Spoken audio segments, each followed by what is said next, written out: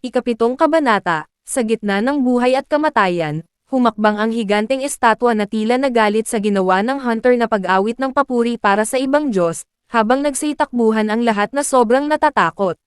Samantala si Mr. Park naman na naalala ang kanyang pamilya habang natatakot na tumatakbo ay aksidenteng napalapit sa isa sa mga estatwa na may hawak na espada, at sa isang iglap ay hinati siya nito na lalong nagbigay ng kilabot sa iba pang mga hunter. Habang tumatakbo si Jiwon nang hawak ang kamay ni Junhee, nag-iisip naman siya kung ano ang ibig sabihin ng ikalawang kautusan. Nang mapadako ang tingin niya sa mga estatwa na may hawak na instrumento, naisip niya na hindi naman ang mga ito makakaatake ng hawak iyon kaya sa malakas na boses iniutos niya sa lahat na lumapit sa mga estatwang ang hawak ay instrumento.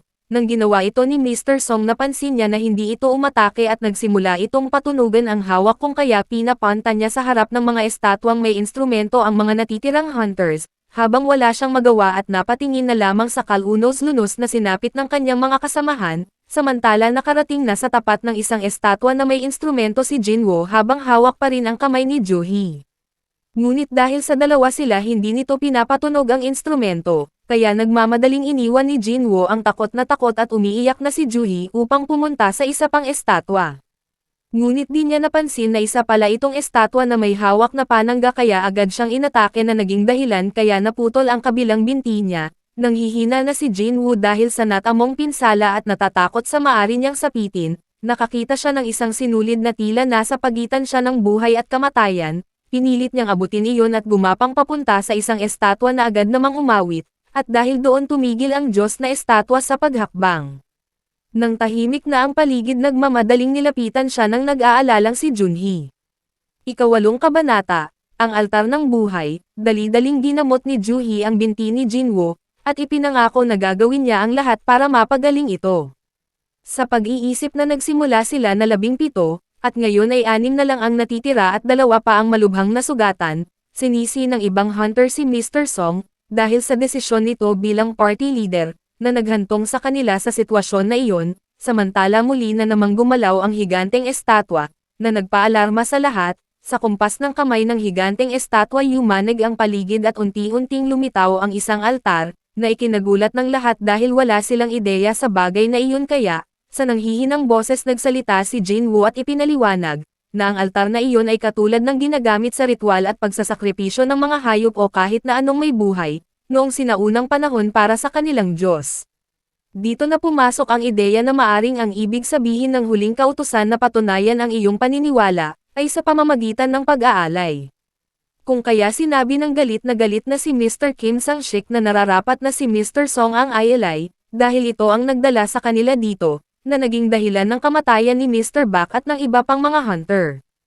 Tutol man si Jinwoo wala na rin itong nagawa dahil nagdesisyon na din si Mr. Song na tama lang na iyon ang gawin niya, kung kaya umakyat na siya sa altar, ngunit nagulat ang lahat dahil walang nangyari kay Mr. Song bagkus nagkaroon lang ng apoy sa isang parte ng altar, kung kaya naisip ni Jinwoo na magpatulong sa iba pa na makaakyat din sa altar, nang makaakyat na sina Jinwoo na dagdagan uli ang apoy. Dito na kumpirma ni Jinwoo na magsisimula lang ang pagsubok ng ikatlong kautusan kapag nakarating na ang lahat sa altar, umakyat na ang 2 pang natitira kaya naman hindi na ang iba pang mga apoy at nagliwanag ang mga marka sa altar. Ika-9 na kabanata, ang pagbubukas ng pinto, tuldok, hindi lahat ng apoy na pula sa altar at ang kulay asol na apoy sa paligid, kasabay ng pagliliwanag ng mga asol na marka ay ang pagbukas ng pinto. Akala nila ay natapos na ang pagsubok ngunit sa di inaasahan nagsimula na namang gumalaw ang mga estatwang may hawak na sandata papalapit sa kanila. Napansin naman ni Mr. Song na katulad yon ng laro ng mga bata pa sila, kaya inutusan niya ang lahat na wag ipipikit ang mga mata, at titigan lang ang mga estatwa upang di makagalaw ang mga ito.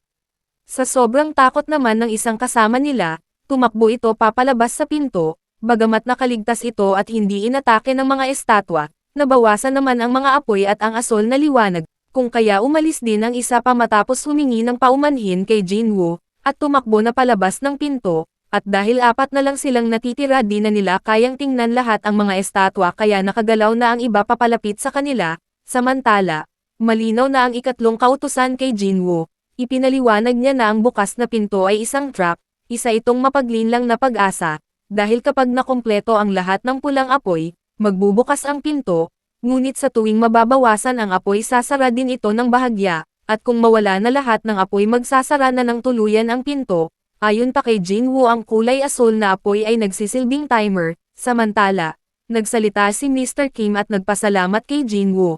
Humingi din ito ng paumanhin dahil ayon dito, hindi nito inaasahan na ang mahinang kagaya niya, na madalas niyang matahin at tretuhin ng di maganda ay ang makakasagot sa lahat ng palaisipan, at makakapagligtas sa kanyang buhay. Ngunit dahil may pamilya siyang naghihintay, hindi na siya maari pang magtagal doon, saka mabilis na tumakbo palabas, sa kabila ng pagpidyaw ni Jinwoo. Ika-10 kabanata, ang simula ng pagigiging manlalaro ni Sang Jinwoo. Iminungkahi ni Mr. Song Chuyil na magpapaiwan na siya sa altar, upang hindi tuluyang magsara ang pinto, at nang makaalis na ang dalawa ni Jinwoo. Kaya inutusan niya si Junhee na alalayan si Jinwoo, ngunit sa kasamaang palad hindi na maigalaw ni Junhee ang kanyang mga paa, dahil sa pagkawala ng mana at labis na pagod sa paggamot sa paa ni Jinwoo. Kung kaya nagdesisyon si Jinwoo na siya na lamang ang magpapaiwan dahil kailangan ng aalalay kay Junhee, bagamat hindi sang-ayon si Mr. Song na pilitan na din ito, tumutol naman si Junhee, ngunit iniabot ni Jinwoo ang monster core na nakuha niya, at sinabi na kumain si Junhee dahil nangako siya na ililibre niya ito ng pagkain, at kukuhanin na lamang daw niya ang sukli pag nakabalik na siya, at dahil papalapit na ang mga estatwa banilinan ni Jinwoo si Mr. Song na ingatan si Junhee. Habang pinatulog naman ito ni Mr. Song at kinarga palabas, nang makita niyang nakalabas na ng ligtas sina Junhee, nakahinga siya ng maluwag habang sinasabi sa sarili na mabuti naman at siya lamang ang mamamatay, saka kinuha ang espadang naiwan ni Mr. Kim at akmang lalaban sa estatwa. Lumapit ang mga estatwa at sinaksak siya, duguan naman siyang napahiga sa gitna ng altar. Naalala niya ang sinabi ni Mr. Kim, kung kaya desperado siyang umiyak habang sinasabi na ayaw pa niyang mamatay, at patuloy na humihingi ng isa pang pagkakataon. Biglang nagliwanag ang paligid at tumigil sa pag-atake ang mga estatwa, at may lumabas na tila screen ng isang game. Nakarinig din siya ng nagsalita. Sinabi ng kakaibang boses na natapos na niya ang sikretong pagsusulit, ng katapangan ng mahina, at nakuha niya ang karapatan na maging manlalaro. Nagtanong din ito kung nais pa niyang magpatuloy. Naguguluhan naman si Jinwoo dahil hindi alam kung saan nanggagaling ang kakaibang boses. Nagbabala ito na mamamatay siya, kung hindi niya tatanggapan ang alok, at nagbigay lamang ito ng ilang segundo para makapagpasya siya ng mabilis, dahil sa desperado na siyang mabuhay para sa kanyang pamilya, tinanggap niya ang pagkakataon. At narinig niya muli ang boses ng pagbati na siya ay isa ng ganap na manlalaro, biglang nagliwanag ang paligid at napasigaw si Jinwoo.